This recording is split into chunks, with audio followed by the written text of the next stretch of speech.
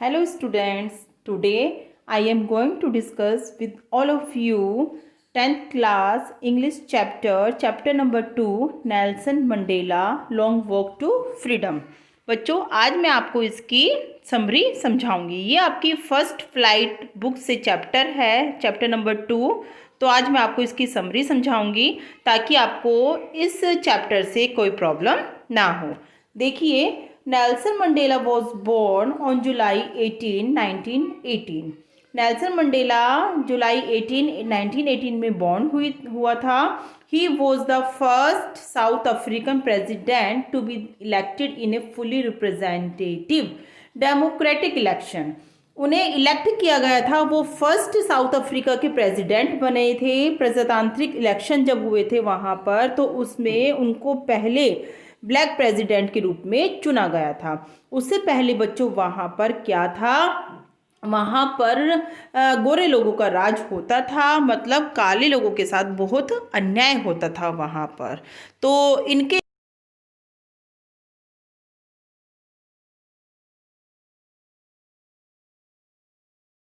Congress party won 252 out of the 400 seats in the first democratic election of South African history।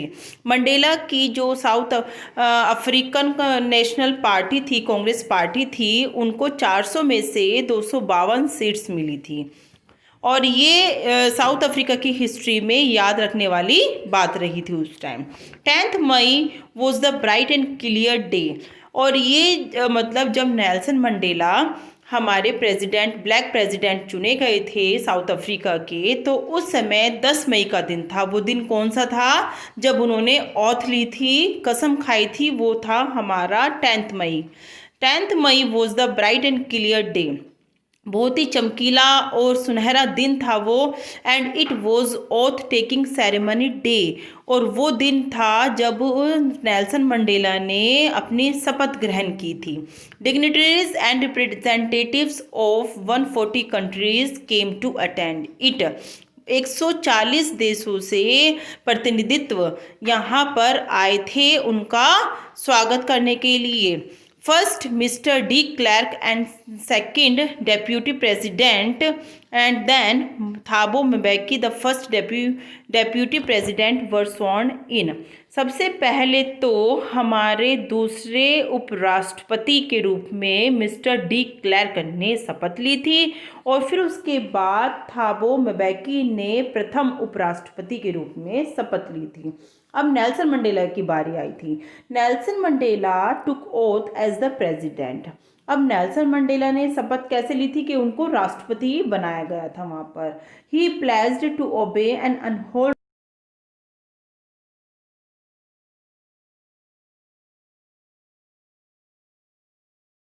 Plus प्रार्थना की थी कि वो संविधान को ओबे करेंगे, मानेंगे और लोगों के वेलफेयर के लिए, लोगों की भलाई के लिए काम करेंगे।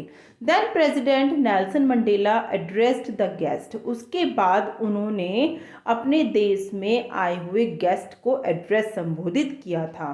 He welcomed and thanked them for having come to take part with the people of his country in the celebration of a common victory of justice, peace and human dignity।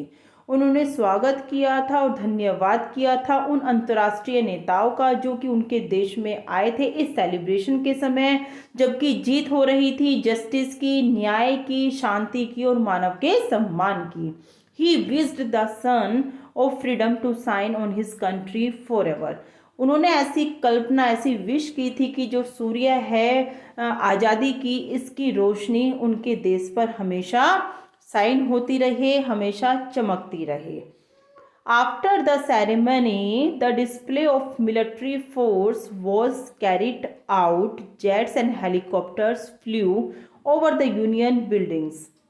देखो बच्चों, आगे बताया गया है कि इस सेरेमनी के बाद मिलिट्री फोर्स थी वहाँ की, उन्होंने भी अपना सम्मान, अपनी लॉयल्टी दिखाई थी। इसके लिए उन्होंने जेट्स और हेलीकॉप्टर थे, वो यूनियन बिल्डिंग के ऊपर से उड़ रहे थे। Then the highest military generals having medals on their chest saluted the author.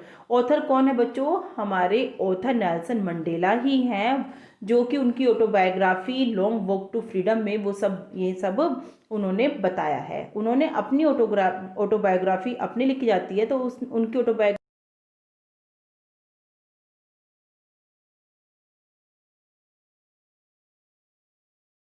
Long walk to freedom, उसी से एक्सट्रैक्ट लिया गया है ये नेल्सन मंडेला। तो इसमें उन्होंने ये बताया है कि किस तरह से मतलब जो मिलिट्री जनरल्स थे वो अपनी चेस्ट पर, अपनी छाती पे मेडल्स लगाए हुए थे और सैल्यूट कर रहे थे ऑथर को मतलब नेल्सन मंडेला को। तो ही thought that they would have arrested him many years before. उन्होंने सोचा कि इन लोगों ने शायद उन्हें काफ़ी साल पहले गिरफ्तार कर लिया होता। In the end two national anthems were sung by the whites and the blacks. अंत में बच्चों दो राष्ट्रीय एंथम गाए गए थे वहाँ पर उनकी सेरेमनी के टाइम। जब समारोह समापन हुआ था तो दो नेशनल एंथम वहाँ पर गाए गए थे, एक वाइट लोगों का, गोरे लोगों का, और एक काले लोगों का। The white sang Nkosi Sikelel and the black sang Die Stem. गोरे लोगों का जो एंथम था वो था नकोसी सिकलैल एंड ब्लैक लोगों का, काले लोगों का जो नेशनल एंथम था वो था डाइस्टम। In the first decade of 20th century, a few years after Anglo-Boer War, before his birth, इसमें बताया है कि पहली शताब्दी के 20 सेंचुरी के पहले दशक में कुछ साल पहले, उनके जन्म के कुछ साल पहले तक ये था कि white skin patched up their differences and erected a system of racial domination against the dark skinned people of South Africa। वहाँ पर क्या हो रहा था कि गोरे लोगों ने पैचअप कर लिया था, डिफरेंस क्रिएट कर दिया था और एक ऐसा सिस्टम बना लिया था कि काले लोगों के साथ क्या होता था, बहुत ही अन्याय होता था उस समय साउथ अफ्रीका में।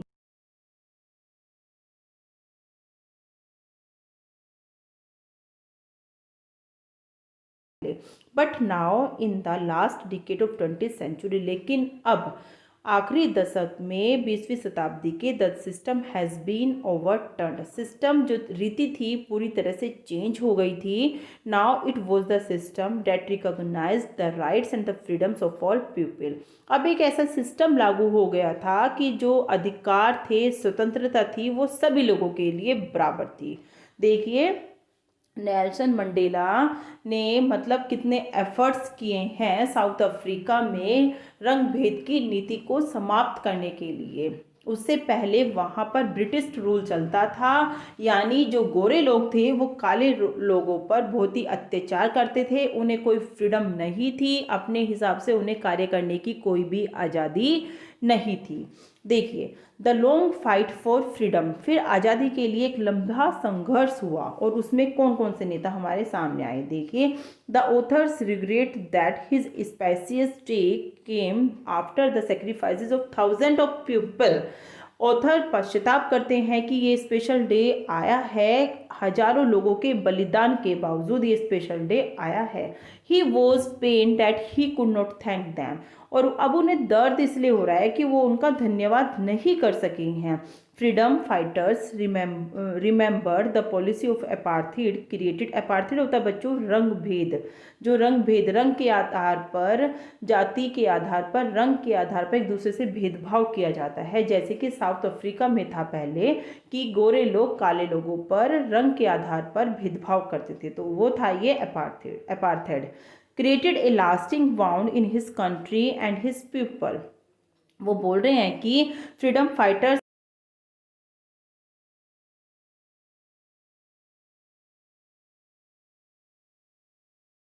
कर दिया है, उन्हें आज भी ये पॉलिसी अपार्थेड की जो कि क्रिएट करता है एक लास्टिंग, मतलब कभी न खत्म होने वाला जख्म जिन्होंने इस देश को और इस देश के लोगों को दिया है, वो आज भी लोगों को याद है।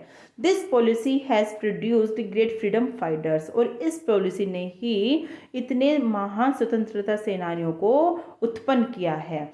दे वर लाइक ओलिवर, और उन स्वतंत्रता सेनानियों में कौन कौन थे? ओलिवर टैम्बूज थे, वॉल्टर सिजलस थे, chief Luthuli's and Yusuf Dadoo's etcetera.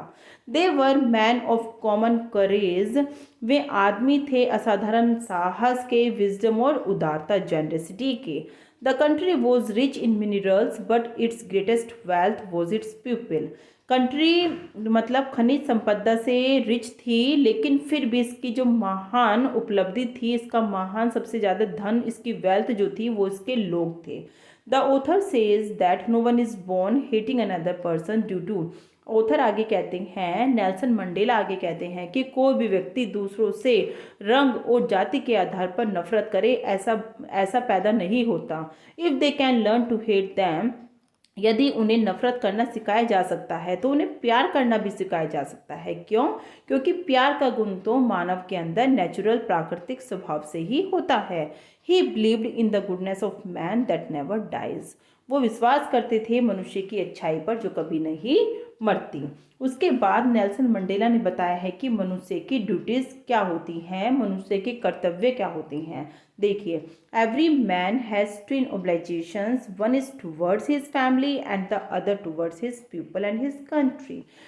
Nelson Mandela बताते हैं कि हर एक व्यक्ति की दो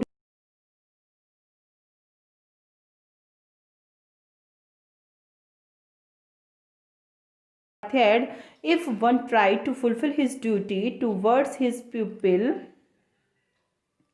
he was ripped of his family and home. उस आगे नेल्सन मंडेला ने बताया है कि अगर एक व्यक्ति देश और उसके लोगों की ड्यूटी को निभाता है तो वह अपनी फैमिली की ड्यूटी को नहीं निभा सकता। The desire for the freedom of his people to live with dignity gave him power. और जो आज़ादी थी लोगों के को दिलाने के लिए, उसके सम्मान के साथ लोग जिए, तो वो उस चीज़ ने नेल्सन मंडेला को पावर दी थी। इट मेड हिम बोल्ड, उसको बोल्ड बनाया था, मोंग की तरह जीते थे। And the author knew that the oppressor must be liberated like the oppressed, and a man who takes away another freedom becomes the hated. No one is free if he is taking someone else freedom. Author आगे ये कहते हैं कि अत्याचारी और अत्याचार सहन करने वालों को ही स्वतंत्र, दोनों को ही स्वतंत्र रहना चाहिए। एक व्यक्ति जो दूसरों की स्वतंत्रता को छीनता है तो वो व्यक्ति स्वतंत्र नहीं है। तो नेल्सन मंडेला ने यही बताया है कि अगर एक व्यक्ति दूसरे व्यक्ति की स्वतंत्रता का हनन करता है, उसकी स्वतंत्रता को छीनता है, तो समझो वह व्यक्ति खुद भी स्वतंत्र नहीं है। तो यही इसमें बताया बच्चों कि no one is free if he is taking someone else freedom. अगर वह किसी की दूसरे की स्वतंत्रता को छीनता है तो वो खुद स्वतंत्र फ्री नहीं है, स्वतंत्र नहीं है। तो देखो बच्चों, इस तरह से मैंने आपको इसकी समरी बताई है कि किस तरह से Nelson Mandela first black president बने थे साउथ अफ्रीका के, और किस तरह से उनकी ऑथ सेरेमनी के टाइम और लोगों ने उनका स्वागत किया था जब अफ्रीका में पहले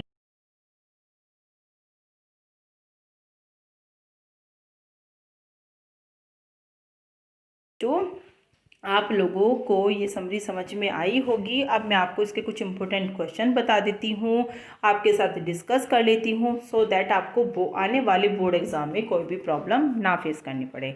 और अगर आप इन क्वेश्चन को, 2-3 क्वेश्चन मैं आपके लिए लेकर आई हूँ, इनको भी लर्न कर लेते हैं, समझ लेते हैं, तो बच्चों आप इनको लिख देना एग्ज़ाम में, तो आपके फुल मार्क्स आ जाएंगे। देखिए, give the character sketch of Nelson Mandela.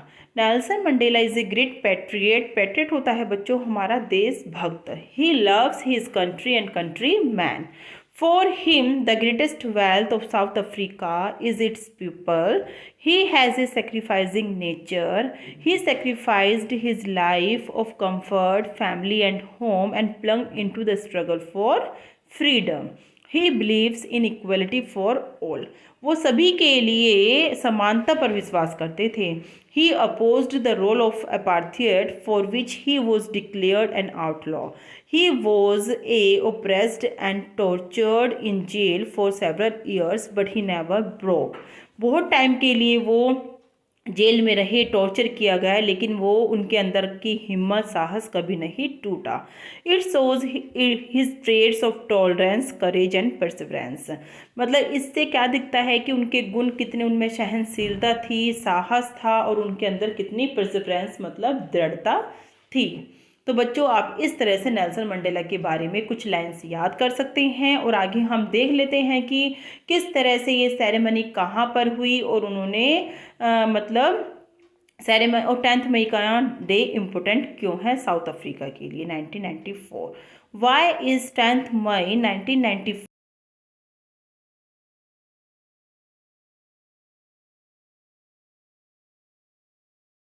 Of sandstone कि 10 मई 1994 का दिन साउथ अफ्रीका के इतिहास में इम्पोर्टेंट क्यों है, सेरेमनी कहाँ होती है, और क्या आप कुछ और पब्लिक बिल्डिंग्स को जानते हैं इंडिया की जो कि सैंडस्टोन से मतलब पत्थर से बनी हुई हैं। देखिए, 10 May 1994 is important for south Africa because first democratic non racial government elections were held on this day in the country. Nelson Mandela became the first black president of the country. The ceremonies took place in the lonely sandstone amphitheater formed by Union Buildings in Pretoria. बच्चों, ये बहुत ही important line है सारी आपकी chapter की, और आपको ये पता होना चाहिए कि सेरेमनी कहाँ हुई थी। सेरेमनी प्रिटोरिया की यूनियन बिल्डिंग के एम्फी थिएटर में हुई थी, और 10 मई का दिन इसलिए ही इम्पोर्टेंट है क्योंकि इस दिन नेल्सन मंडेला ने ऑथ सेरेमनी की थी और कसम खाई थी देश के लिए। तो इस तरह से बच्चों, और देखिए, the public buildings made of sandstone in India are, जो इंडिया में सैंडस्टोन बिल्डिंग्स हैं वो है पार्लियामेंट हाउस है, प्रेसिडेंट हाउस है, और वहीं पर रेडफोर्ट और जामा मस्जिद लाल पत्थर से बनी गई बिल्डिंग्स हैं। तो इस तरह से आप बच्चों ये सारे दोनों क्वेश्चन जरूर लर्न करके एग्ज़ाम में जाना, ताकि Nelson Mandela long walk to freedom से अगर कोई भी क्वेश्चन आता है तो कम से कम आप इतना लिखेंगे तो आपको आपके मार्क्स नहीं कटेंगे बच्चों। तो इस तरह से आप लोगों को अगर मेरी वीडियो अच्छी लग रही है, आपको लग रहा है कि हाँ हमारे बोर्ड एग्ज़ाम के पॉइंट ऑफ व्यू से इस तरह के इम्पोर्टेंट क्वेश्चंस मैडम हमें बता रही हैं अच्छे हैं, तो प्लीज़ वीडियो को लाइक, चैनल,